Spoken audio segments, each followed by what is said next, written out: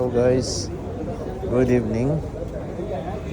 Dito tayo ngayon sa Rashidia, Panas. Nag-order tayo ng shawarma at samchay. Samchay lang tayo ngayon. That fit. Oh, naka-flash pa. Welcome sign.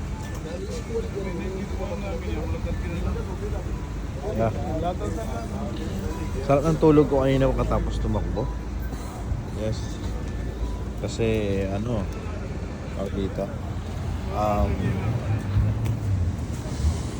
Galing ako tumakbo. Napakasarap ng tulog natin. Actually 5 km. 5 km.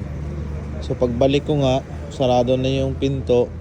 Tapos yung susi nasa loob. So kinakailangan kong maghintay mga morning shift mga tao, mga alas 4 pa uwi. Kaya nawagan ko yung landlord. Pumunta ako ng Dera City Center kasi doon siya nag-work. Kinuha ko yung susi. Wala akong option na iba. Silang ginawa ko.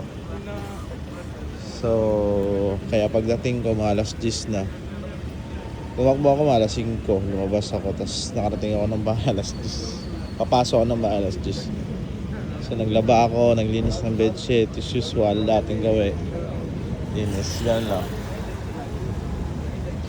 So, kailangan talaga magdala ng susi. Ngayon, dala ko na lagi yung susi ko. Kasi mahirap na.